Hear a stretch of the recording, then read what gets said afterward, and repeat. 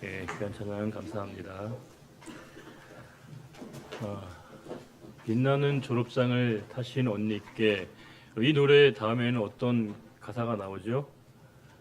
꽃다발을 하나로 선사합니다. 아마 여러분들 많이 들으셨을 노래인데요. 졸업식 때 불려지는 노래입니다. 아마 곧 이 노래가 여러 군데에서 불려질 것이고요. 아마 부르기도 하시고 아마 듣지 않으실까 싶습니다. 저도 돌이켜 보면 몇 차례 이제 졸업을 했고요. 또 졸업식에 참여했던 기억이 있습니다. 뭐 지금은 초등학교이지만 그 당시에는 국민학교 6학년, 또 중고등학교 6년, 또 대학학부 4년, 또 신학대학원 3년, 또 대학원 석사과정 2년, 박사과정 3년까지 여러 번 이제 졸업을 하고 졸업식을 하면서 노래를 부르고 들었던 기억이 있습니다. 사실 우리가 잘 아는 것처럼 졸업이라고 하는 말은 원래는 끝을 의미하지만 우리가 졸업이 끝이 아니라고 하는 것을 다 알고 있습니다. 우리가 영어로서 commencement라고 하는 단어는 졸업이라는 뜻이지만 또 그 단어는 시작이라고 하는 뜻을 담고 있습니다. 아마 우리에게 끝이라고 하는 것이 마지막이 아니라 새로운 출발, 또 새로운 시작을 알린다는 의미를 생각해 볼 때 이 단어가 충분히 우리에게 이해가 됩니다. 하지만 분명한 건 졸업이라고 하는 것은 그냥 되는 게 아니고요. 졸업하기 위한 요건이 필요합니다. 졸업을 하기 위한 기본적인 기준선을 통과해야 졸업을 하게 되는데 제가 대학 다닐 때는 140 학점을 이수를 해야 졸업이 가능했습니다. 그 이상을 듣는 건 상관이 없습니다. 그런데 최소한 140 학점을 이수를 해야 대학에서 졸업장을 주게 되고요. 또 대학원도 기간이 오래 있는다고 졸업이 되는 게 아니고요. 이제 논문을 통과를 해야, 심사를 해서 통과를 해야만이 졸업을 하게 됩니다. 우리가 살아가다 보면 이런 기준점, 어떤 필수적인 요건을 돼야 어떤 것들이 가능한 것이 있지 않습니까? 아이를 키우는 가정에서는 벽에 이렇게 뭔가 선이 좀 그어져 있습니다. 그럼 뭐죠? 아이들의 키가 자라는 걸 부모님들이 이렇게 선으로 표시를 하십니다. 근데 이제 보통 촘촘하게 선이 표시되어 있는데 좀 멀찌감치 높이 또 하나의 선이 그어져 있습니다. 여러분 이게 뭐겠습니까? 이만큼 크면 좋겠다. 우리 아이가 이 정도는 자라면 좋겠다라고 하는 기대감을 부모님들이 갖게 되어 있습니다. 물론 거기까지 자라는 아이도 있고 그렇지 못한 아이도 분명히 있습니다. 우리가 이처럼 살아가면서 여러 가지 우리가 기본 요건, 기준선 같은 것들이 존재하게 되는데 만일 저에게 우리 신앙에 있어서의 신앙의 인격의 필수 요건과 기준선이 무엇냐라고 질문을 하시면 우리가 우리 신앙의 기준점, 필수 요건이 무엇일까라고 할 때 우리가 그 질문에 대한 답을 되는 말씀이 오늘 본문 가운데 담겨져 있습니다. 오늘 본문을 보시게 되면 우리가 신앙 인격으로서 갖춰야 될 기준점이 무엇인가를 우리들에게 명확하게 진단하게 되어지는 말씀입니다. 오늘 말씀에는 크게 두 명의 사람이 나옵니다. 제일 유명한 고씨, 제일 유명한 배씨가 나오는데요. 제일 유명한 고씨 고넬료라고 하는 사람과 제일 유명한 배씨연 베드로라고 하는 두 사람이 나오고 있습니다. 그런데 실제로 이 두 사람 안에는 어떤 공통점이 전혀 보이지 않습니다. 그 어떤 것도 이 두 사람에게 유사성이 보이지 않는다는 거죠. 어떤 분은 그렇게 얘기할지 모르겠습니다. 둘 다 남자 아닙니까? 그 정도 기준을 따지면 저하고 미국의 대통령 트럼프 대통령하고도 공통점이 있는 거거든요. 그러니까 사실 이것은 의미 있는 기준이 되는 건 아니겠죠. 실제로 이 고넬료와 베드로는 많은 점에서 차이가 있습니다. 일단 사는 곳이 많이 다릅니다. 고넬료가 사는 곳은 가이사랴라고 하는 지중해 해변 지중을 면하고 있는 지역에 살고 있고요. 지금 이 베드로는 욥바라고 하는 항구 도시에서 지금 기거하고 있습니다. 이 가이사랴와 욥바의 거리는 약 50km입니다. 지금 같으면 차로 한 달음에 갈 수 있는 정도의 거리지만 당시 교통 상황을 고려하게 되면 이 두 사람이 쉽게 만나거나 접점을 찾을 수 없는 위치에 있다는 것을 우리에게 짐작케 합니다. 게다가 이 두 사람은 살아온 삶의 배경이 너무 다릅니다. 베드로는 유대인이었고 고넬료는 이방인이었습니다. 그 점에만 차이점이 있는 것이 아니라 직업도 다릅니다.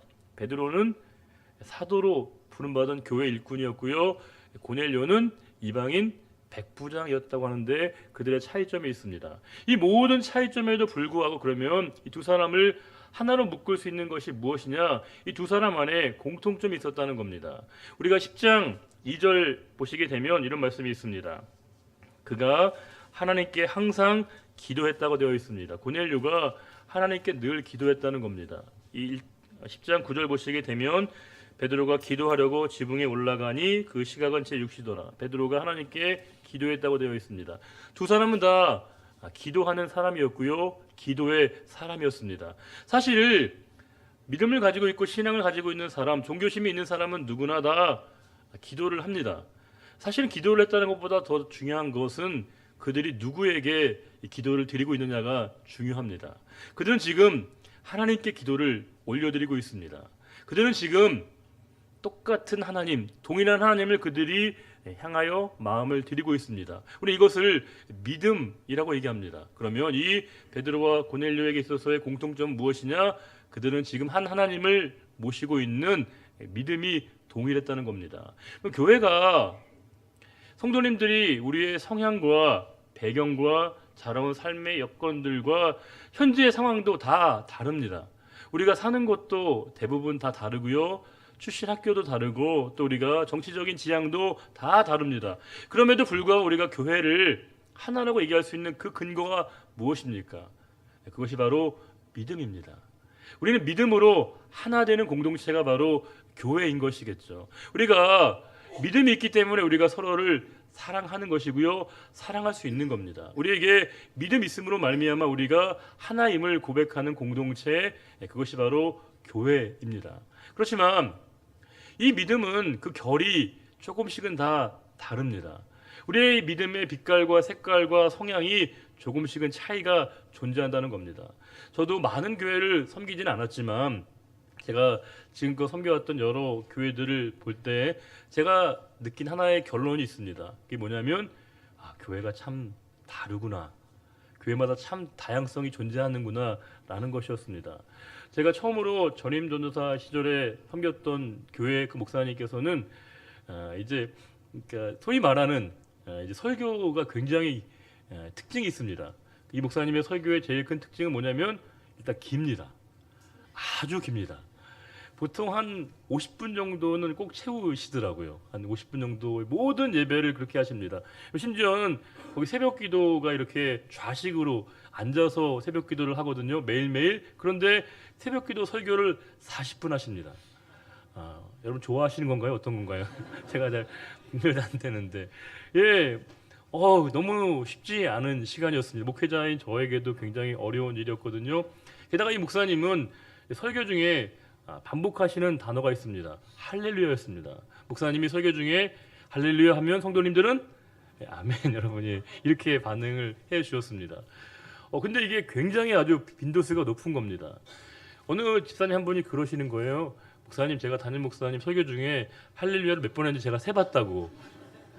해봤더니요 거의 100번 이상을 하신다는 겁니다. 거의 뭐 추임새처럼 목사님이 할렐루야 하면 교인들은 아멘 이렇게 반응을 해주십니다.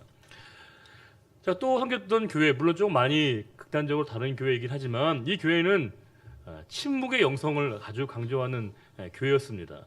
이 교회는 특별히 목사님 설교하실 때 이렇게 침을 넘기기도 어렵습니다.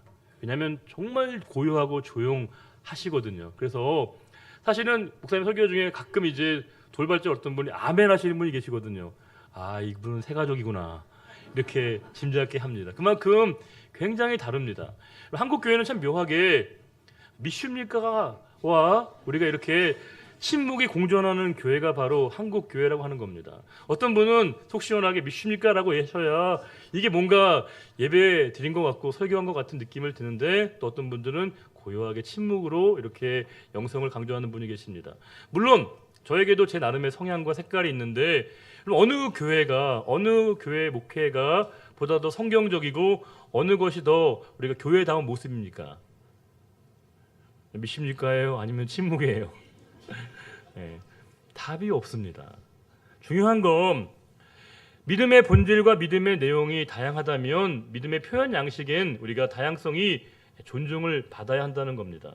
우리는 각자의 성향에 따라서 믿음을 우리가 동일한 믿음을 가지고 있지만 각자가 믿음이 표출되어지는 이 방식은 분명히 다른데 이게 존중받기가 되게 어렵다는 겁니다. 사실은 중요한 게 뭐냐면요, 이게 조화가 하모니가 필요합니다. 조화와 하모니를 위해서 필요한 게 뭐냐면요, 우리가 상대방을 정죄하지 않는 태도입니다. 존중이 필요한 것이고요, 이해가 필요합니다. 내 입장을 상대방에게 강요하지 않는 것 또한 중요합니다. 우리가 만일 우리가 무지개가 단색깔로 이루어져 있다면 얼마나 몸이 건조하겠습니까? 무지개의 묘미는 의외로 다양성입니다.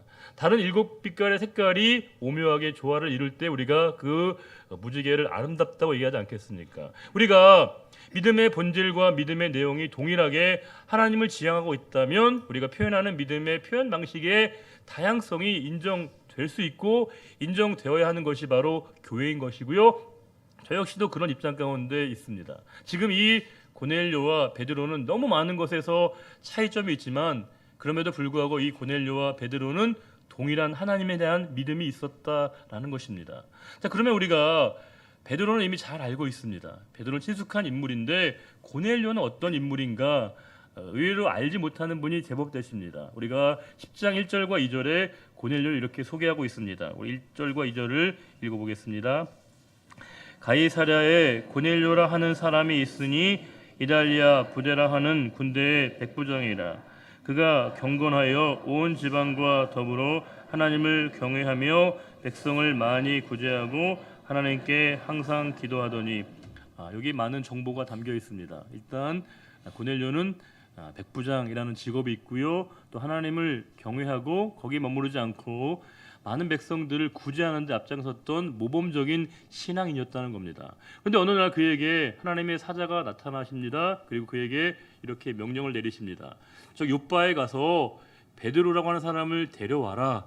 그를 통해 말씀을 들어라라고 지시가 이 고넬료에게 전달되게 됩니다. 그런데 이건 고넬료에게 상당히 난감한 일입니다. 불편한 일이죠. 왜냐하면 두 사람은 일면식도 없는 사이거든요. 서로 간에 왕래를 하는 관계가 아닙니다. 생면부재 두 사람이 이제 연락을 해서 초청한다는 건 상당히 부담스러운 일이지 않습니까? 예컨대 거절받을 수 있는 상황도 생각을 해야 되거든요. 거절받을 용기가 필요한 것이고 자기 마음에 내켜하지 않는 이 감정의 문제도 정리해야 되는 그 어려움이 고넬료에게 있었습니다. 그런데 실제 문제는 베드로에게 있었습니다. 고넬료는 감정의 문제, 불편함의 이 감정의 문제를 정리하는 차원의 어려움이 있었지만 베드로에게 보다 더 심각한 문제가 존재했습니다. 왜냐하면 유대인은 이방인을 만나면 안 되거든요. 대화하면 안 되고 그와 상종할 수 없는 것이 바로 율법에 엄연히 규정되어 있었습니다. 그렇기 때문에 베드로의 입장에서는 고넬료가 초청을 해도 그 고넬료의 초청에 응한다는 것은 적어도 이 시점에서는 불가능한 일이었습니다. 그런데 뜻밖의 사건이 이 베드로에게 나타나게 됩니다. 그것이 뭐냐면 베드로가 기도하면서 황홀한 중에 환상을 보게 됩니다. 하늘에서 그릇이 하나 내려옵니다. 모양은 보자기와 같습니다. 그런데 그 보자기 안에 그릇에 뭐가 담겨 있냐면 여러 짐승들이 있는 겁니다. 이건 율법에서 엄연히 먹지 말라고 금지되어 있는 겁니다. 그런데 하늘의 소리가 들립니다. 먹으라는 겁니다. 베드로는 분명하게 선을 그었습니다. 내가 지금껏 속되고 깨끗하지 않은 것을 먹은 일이 없습니다라고 분명하게 자신의 입장을 밝힙니다. 그런데 하나님께서 뭐라고 말씀하시냐면 내가 깨끗하다고 한 것을 내가 속되다 하지 말라고 말씀하십니다. 무려 3번에 걸쳐서 이와 같은 설왕설래가 왔다 갔다 하게 됩니다. 지금 쉽게 얘기하면 하나님께서는 먹으라 말씀하시는데 베드로는 먹을 수 없다라고 분명히 율법에서 금지하고 있는 것이기 때문에 내가 먹을 수 없다라고 얘기한 겁니다. 하나님이 내가 먹으라는데 왜 먹지 않냐라고 하나님 마치 이 베드로를 타박하시는 것과 같은 상황에 이 환상을 베드로가 보게 됩니다. 17절에 베드로가 이렇게 생각합니다. 17절에 베드로가 본 바 환상이 무슨 뜻인지 속으로 의아해하더니 이게 무슨 뜻일까? 이게 무슨 의미일까? 베드로는 고민을 하게 됩니다. 근데 마침 그때 고넬료가 보낸 사람들이 당도하게 됩니다. 그때 그 마음 가운데 성령께서 베드로에게 이렇게 명하십니다. 우리 19절과 20절을 같이 읽어보겠습니다. 베드로가 그 환상에 대하여 생각할 때 성령께서 그에게 말씀하시되 두 사람이 너를 찾으니 일어나 내려가 의심하지 말고 함께 가라 내가 그들을 보내었느니라 하시니 성령께서 그에게 그 사람들과 함께 길을 나서라고 명령하셨습니다. 만일 베드로가 자신 안에 있는 개인적인 감정과 율법이라고 하는 틀 속에 갇혀 있었다라고 한다면 베드로와 이 고넬료의 만남은 불발되었을 겁니다. 분명히 자신이 마음의 불편함을 갖고 있었던 이 베드로, 분명히 엄연하게 율법에서 금지되고 있었던 것을 지키려고 했었던 이 베드로의 생각이 베드로의 마음을 지배했다고 할 때 두 사람의 만남은 불가능했을 겁니다. 그런데 지금 이 베드로는 지금 자신의 내면에 있는 감정에 주안점을 둔 것이 아니라 그에게 말씀하시는 성령의 부르심에 인도하심에 그가 민감했다는 겁니다. 성령께서 그에게 무엇을 말씀하시는가가 베드로에게 보다 더 중요했다는 겁니다. 우리는 신앙생활할 때 의외로 성령의 생각보다 우리의 생각이 더 우리의 마음과 우리의 감정을 지배하려고 할 때가 많습니다. 우리가 성령께서 우리에게 엄연하게 분명하게 진리를 말씀하시지만 우리는 그 진리의 내용보다도 내가 어떻게 살아왔고 어떻게 느꼈느냐가 더 우리를 더 강하게 우리 마음과 생각을 지배할 때가 있다는 겁니다. 제가 처음으로 사역 나갔었던 그 교회는 제가 너무 교육전도사로서 사역이 이렇게 재밌는 거구나, 즐거운 것이구나, 너무너무 행복하고 즐겁게 목회와 사역을 하고 있었는데 한 가지 어려움이 있었습니다. 왜냐하면 그 교회는 분쟁 중에 있는 교회였습니다. 담임 목사님에 대한 그 입장으로 찬반이 갈려있는 교회였습니다. 그래서 예배를 드리러 올라가면 오후 예배를 드리러 올라갈 때 예배당 2층에 있었거든요. 그러면 이제 플랜카드가 매주마다 걸립니다. 뭐 그 내용은 굉장히 아주 격한 투의 그런 문구가 담겨 있는 그 플랜카드였습니다. 저는 생전 그런 걸 본 적이 없다가 이제 그런 걸 보니까 너무너무 힘든 거였습니다. 방금 전까지 함께 예배를 부르고 예배를 드리고 찬송하고 기도하고 사랑하고 용서하고 이해하라는 말씀을 들었고 또 예배를 드리면서 그런 말씀과 찬양을 부를 사람들이 이게 잘 이해가 되지 않았습니다. 분명히 성령께서 그들에게 말씀하신 바가 분명히 무엇인지 알 수 있건만 그들에게 중요한 건 나의 감정과 나의 생각이었다는 겁니다. 대개 분쟁과 갈등 가운데 있는 교회의 두 가지 특징이 있습니다. 하나는 뭐냐면 이렇게 진영의 논리라고 하는 겁니다. 쉽게 얘기하면 편가름이 있습니다. 내 편, 네 편이라고 하는 의식이 너무 강합니다. 누가 어떤 얘기를 하냐가 중요한 게 아니에요. 그 사람이 내 편인 건가 우리 편이 될 수 있는 건가가 중요합니다. 그래서 두 번째 특징이 뭐냐면요. 무조건적인 지지, 무조건적인 반대합니다. 어떤 생각, 어떤 입장 중요하지 않아요. 그 사람이 얼마나 나하고 가깝고 나하고 같은 생각을 같은 편인가가 중요하게 그 마음과 생각을 지배할 때가 있습니다. 중요한 건 성령의 생각이 아니고요. 성령의 뜻이 아닙니다. 내 감정과 내 생각이 어떻게 내 마음을 지배하고 있느냐가 보다 더 중요하게 마치 우리에게 다가오게 될 때가 있다는 겁니다. 성도는 믿음을 가지고 있다는 것, 우리가 신앙인으로 살아간다는 건 우리의 감정과 정서와 느낌을 무시하는 걸 의미하지 않습니다. 우리가 느낌과 정서와 감정 중요합니다. 이 시간 우리가 예배를 드릴 때 우리가 뜨뜻미지근하게 예배를 드리는 게 아니라 마음이 뜨거워져서 제가 좀 더 찬양을 드리면서도 너무 마음이 이렇게 울컥했는데요. 함께 그렇게 우리가 마음이 열려져서 우리가 함께 예배를 드리는 건 얼마나 중요한 겁니까? 우리의 정서, 느낌, 감정 너무너무 중요한 겁니다. 솔직하고 진솔하게 그 마음을 표현하는 것 대단히 중요한 겁니다. 그러나 우리는 나의 생각과 나의 감정과 느낌을 나의 사적 영역으로 제한하지 말아야 한다는 겁니다. 성도는 나의 감정과 나의 생각과 나의 느낌마저도 그 속에 성령의 지배가 필요하다는 것이죠. 그 속에 성령의 맴만지심이 필요하다는 겁니다. 우리의 감정이 이렇게 든다고 해서 느낌이 이렇게 든다고 해서 그것을 방치하면 안 됩니다. 그 속에 성령의 임재와 기름 부으심이 우리에게 필요하다는 겁니다. 우리가 우리 정서와 이 기분을 헷갈려 할 때가 많습니다. 우리 느낌과 이 기분을 우리가 헷갈려 할 때가 많아요. 우리는 그래서 신앙도 느낌대로 하려고 할 때가 많습니다. 기분에 따라 하려고 할 때가 많습니다. 신앙은 기분파가 되면 안 됩니다. 기분 좋아서 예배드리고 기분 좋아서 봉사하고 기분 좋아서 섬기는 게 아니죠. 그렇게 되면 정말 심각하게 우리가 농담처럼 얘기하지만 천국도 기분 나쁘면 안 가려고 한다는 거예요. 마음에 안 드니까.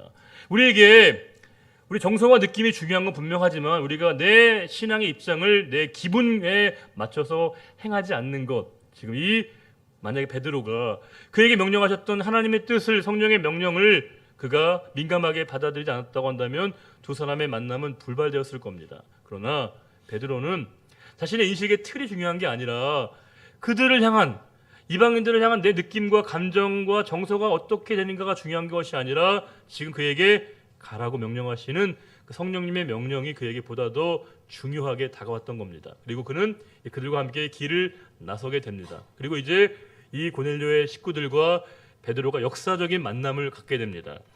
24절부터 26절에 이런 말씀이 있습니다. 같이 읽어볼까요?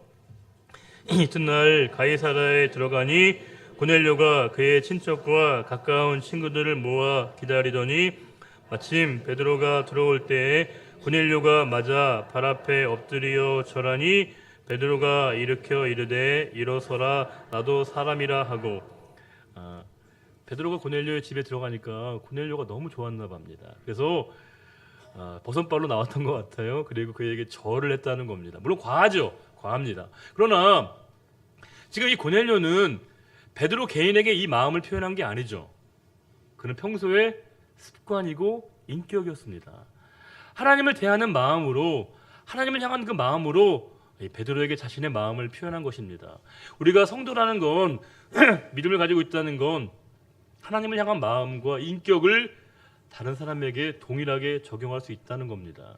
우리가 하나님을 정중하게 최선을 다해 섬기고 우리가 그분을 우리가 존중해 드린다면 우리가 만나는 사람에게도 그렇게 해야 되는 거 마땅한 거 아니겠습니까?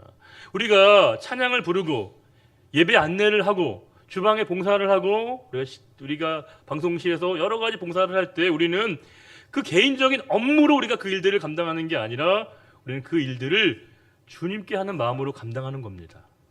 주님을 섬기는 마음으로 밥을 푸는 것이고요. 주보를 나눠드리고 찬양을 하는 것이겠죠. 지금 이 상황 가운데 이 고넬료는 너무 기쁜 나머지 주님을 향한 그 마음으로 베드로를 대접했고 베드로는 당연히 그 상황을 사양하게 됩니다. 베드로가 보니까 27절에 더불어 말하며 들어가 여러 사람이 모인 것을 보게 되었습니다. 여러 식솔들과 친구들이 베드로를 지금 기다리고 있는 겁니다. 그들이 베드로를 왜 기다린 겁니까? 말씀에 대한 갈망함이죠. 성경에 분명히 말씀하고 있습니다.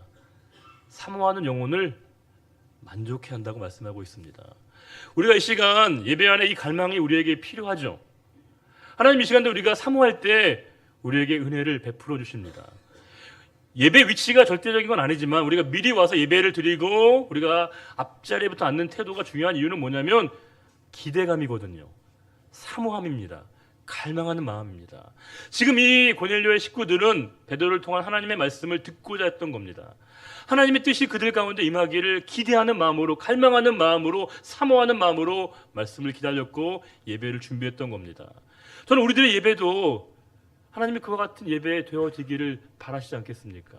우리가 이 시간 예배를 드릴 때 우리가 온 마음과 뜻과 정성을 다해서 부족한 종이지만 입술을 통해 들려주신 하나님의 말씀을 아멘으로 받을 수 있는 마음의 준비, 우리가 함께 찬양하며 경배하며 우리가 함께 이 시간 예배 가운데 호흡할 때 우리의 마음과 생각을 지배하시는 성령의 인도하심을 경험하게 될 때 우리가 꿈꾸고 바라는 그 예배다운 예배가 우리들 가운데 이루어지게 되는 겁니다. 지금 이 베드로가 그 애들에게 말씀을 전하려고 했을 때 베드로가 이렇게 얘기합니다. 28절과 29절에 이르되 유대인으로서 이방인과 교제하며 가까이 하는 것이 위법인 줄은 너희도 알거니와 하나님께서 내게 지시하사 아무도 속되다 하거나 깨끗하지 않다 하지 말라 하시기로 부름을 사양하지 아니하노라 하고 안노라. 묻노니 무슨 일로 나를 불렀느냐. 이 말을 보게 되면 그런 말이잖아요. 내가 원래 올 수 있는 상황이 아닌데 이거 원래 율법에 금하고 있는데 내가 부름을 사양하지 않고 왔다고. 베드로가 이 말을 하는 이유가 뭘까요? 생색? 공치사일까요? 아니죠. 지금 베드로는 말로도 할 수 없는 마음의 감동이 든 겁니다. 나를 이곳에 이끄신 하나님, 도저히 우리가 만날 수 없는데 우리를 만나게 하신 그 하나님의 놀라운 일들이 자신의 삶에서 펼쳐지고 있다는 것에 대한 감격을 이 베드로가 느끼고 있는 겁니다. 성도의 기쁨은 뭐예요? 하나님의 일하심에 내가 동참하는 겁니다. 하나님의 임재의 자리에 하나님이 나를 포함시켜 주시고 우리를 불러주셨다라고 하는데 성도들은 말할 수 없는 마음의 감격과 은혜를 받게 되는 겁니다. 지금 우리는 가장 큰 은혜를 받는 것이 마치 고넬료와 그의 식구들로만 생각하는데 그렇지 않습니다. 진짜 은혜는 누가 받고 있냐면요, 베드로가 받고 있는 겁니다. 내가 이 자리에 하나님이 나를 서주셨구나, 나를 불러주셨구나라고 하는 그 마음이 베드로의 영혼을 자리 잡고 있는 겁니다. 그때 이 33절에 고넬료가 이렇게 얘기합니다. 내가 곧 당신에게 사람을 보내었는데 오셨으니 잘하였나이다. 이제 우리는 주께서 당신에게 명하신 모든 것을 듣고자 하여 다 하나님 앞에 있나이다. 이 고넬료가 말씀을 들을 준비가 되어 있죠. 쉽게 얘기하면 계급장 다 떼고 듣는 겁니다. 겸손하고 겸비하게 하나님 말씀에 대한 그 어린아이와 같은 마음으로 진솔하게 말씀을 듣고자 했던 겁니다. 그때 이 고넬료의 모습을 보고 베드로가 이렇게 얘기합니다. 34절과 35절 읽어보겠습니다. 베드로가 입을 열어 말하되 내가 참으로 하나님은 사람의 외모를 보지 아니하시고 각 나라 중 하나님을 경외하며 의를 행하는 사람은 다 받으시는 줄을 깨달았다. 이 깨달음이 베드로에게 임한 겁니다. 하나님은 나만의 하나님이 아니라 나의 영역과 나의 생각과 나의 판단 안에 갇혀있는 분이 아니라 모든 열방을 향하신 하나님의 놀라운 구원의 계획을 이 베드로가 이때 깨닫게 되고 알게 된 겁니다. 얼마나 이 베드로의 마음에 깊은 감동과 은혜가 되었겠습니까? 이제 베드로의 설교가 시작됩니다. 주님이 어떤 분이시고 어떠한 일을 하셨는가를 분명하고 담백하고 확실하게 얘기를 하게 되었을 때 44절에 이렇게 얘기하고 있습니다. 베드로가 이 말을 할 때 성령이 말씀 듣는 모든 사람에게 내려오셨다라고 되어 있습니다. 45절에 베드로와 함께 온 할례 받은 신자들이 이방인들에게도 성령 부어주심으로 말미암아 놀라게 되었습니다. 원래 유대인이었던 사람들이, 이방인 사람들이 지금 성령이 그곳에 임하니까 놀란 겁니다. 그래서 중요한 건 부어주심입니다. 수동태로 되어 있습니다. 성령은 내가 받는 게 아니에요. 내가 성령을 끌어당기는 게 아닙니다. 부어지는 겁니다. 사모할 때, 갈망할 때 이 시간 성령께서 이 자리에 오셔서 우리 마음과 영혼을 완전하게 채워주시는 겁니다. 이게 우리가 내 빈잔을 채워주시는 자의 그 놀라운 다윗의 고백이 우리에게도 동일한 고백이 되는 겁니다. 지금 이 자리에 전혀 하나님을 온전히 알지 못했던 그들에게 성령께서 임하여 주셔서 그들의 마음과 영혼이 뜨거워짐으로 말미암아 성령께서 그들의 영혼을 가득 채워주시는 이 놀라운 이 역사의 현장 가운데 그 일들이 고넬료의 가정 가운데 나타나게 된 겁니다. 그때 46절에 그들이 방언을 말합니다. 이것은 바로 작은 오순절 강림 사건을 연상케 합니다. 그때 이제 사람들이 우리가 이제 어떻게 세례를 베푸는 것을 멈출 수 있겠냐, 그러면서 그들에게 세례를 주고 그동안에 며칠 더 머물게 되었다는 것이 오늘 본문의 상황입니다. 오늘 이 본문의 내용을 보게 되면 아주 완벽하고 완전한 예배 감격의 현장을 우리가 볼 수 있습니다. 예배가 얼마나 뜨겁고 감격적이고 감사한 현장이 되는 것인가를 오늘 본문 우리들에게 이야기해 주고 있습니다. 우리는 올 한 해 예배의 삼복을 꿈꾸고 있습니다. 예배의 수복이죠. 지금 이 고넬료의 가정의 온전한 예배가 그들의 삶의 자리 가운데 수복이 되고 있다는 겁니다. 시간을 드리고 있습니다. 고넬료 개인의 시간만이 아니라 집단적으로 공동체적으로 그들이 시간을 드리고 있습니다. 거기에 머무르지 않습니다. 그들의 집에서, 가정에서 예배가 드려지고 있다는 겁니다. 올 한 해 우리는 시간을 드리고 삶을 드리고 중심을 드리고 우리 전부를 드려서 우리가 예배가 우리 가운데 온전하게 되어지기를 기도하고 있습니다. 우리는 빼앗겼던 우리의 시간, 우리의 관심, 우리의 중심의 자리에 다시금 주님을 모시는 이 예배의 수복과 예배의 탈환이 우리에게 필요하다는 겁니다. 빼앗긴지도 몰랐습니다. 우리의 관심을 놓친지도 몰랐습니다. 그러나 내 삶의 자리 가운데 다시금 중심의 자리에 주님을 모셔드림으로 말미암아 진정한 예배가 예배되어지는 이 예배 온전한 수복이 이 고넬료의 가정에 나타나게 된 겁니다. 하지만 이 예배 수복만이 아니라 이 가운데 예배 회복이 나타나게 되었습니다. 우리 지난 시간에 예배의 중요한 것은 시간도 아니라고 말씀드렸습니다. 장소도 아니라고 말씀드렸습니다. 예배의 중요한 건 뭐예요?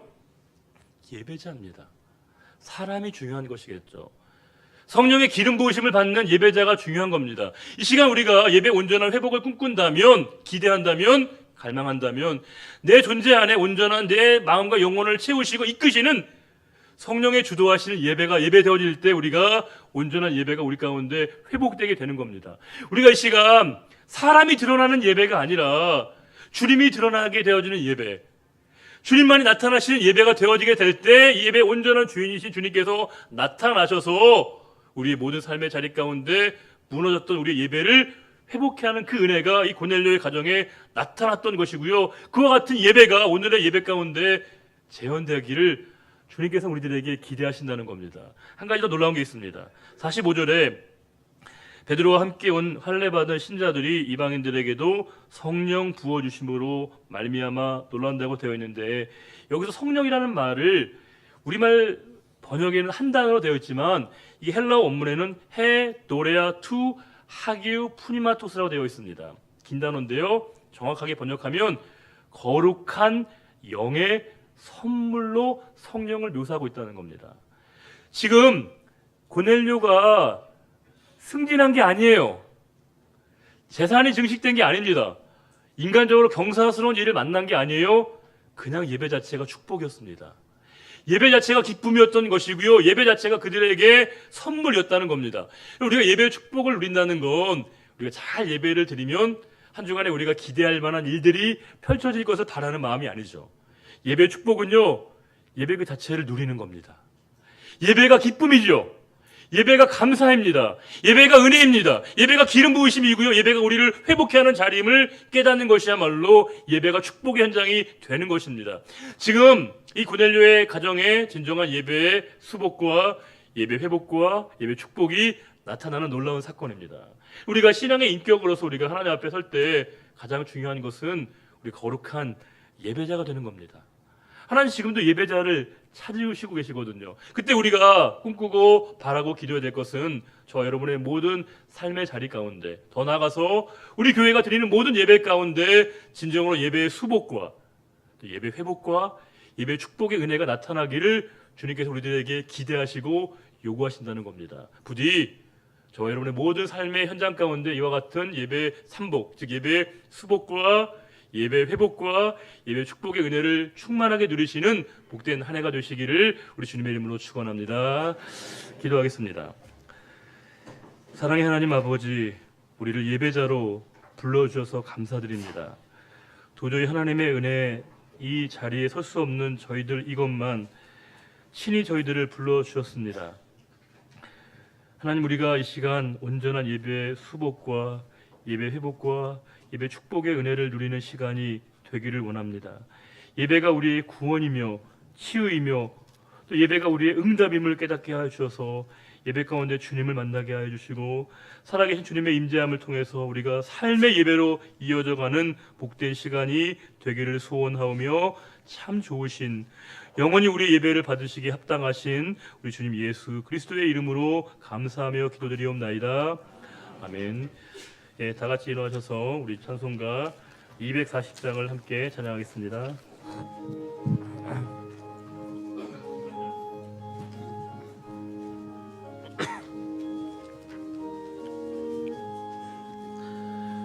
주가 맡긴 모든 역사 힘을 다해 밝고 밝은 그 아침을 맞을 때 요단강을 건너가서 주의 손을 붙잡고 기쁨으로 주의 얼굴 배우리. 나의 주를 내가 그의 곁에 서서 배우며 나의 주를 손에 못자국을 보아 알겠네.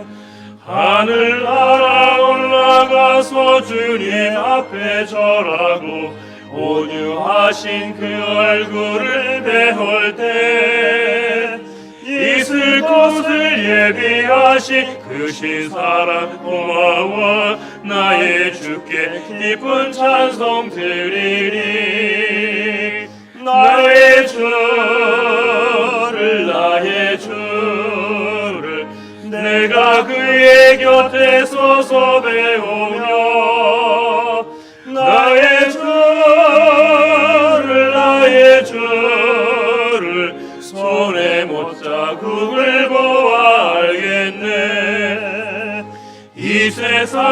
일찍 떠난 사랑하는 성도들 나를 맞을 준비하고 있겠네. 저희들과 한 소리로 찬송 부르기 전에 먼저 사랑하는 주를 배우리. 나의 주를 나의 주를 내가 그의 곁에 서서 배우며 나의 주를 나의 주를 손에 못자국을 보아 알겠네. 영화로운 시온 성에 들어가서 다닐 때 흰 옷 입고 황금길을 다니며 금검은검 맞추어서 새 노래를 부를 때 세상 고생 모두 잊어버리리. 나의 주를 나의 주를 내가 그의 곁에 서서 배우며 나의 주를 나의 주를 손에 못자국을 보아 알겠네. 여호와는 내게 복을 주시고 너를 지키시기를 원하며 여호와는 그의 얼굴을 내게 비추사 은혜 베푸시기를 원하며 여호와는 그 얼굴을 내게로 향하여 드사 평강 주시기를 원하노라.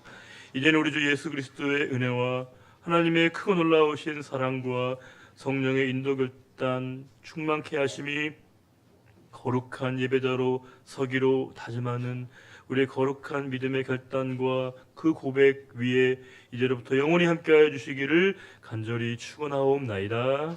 아멘.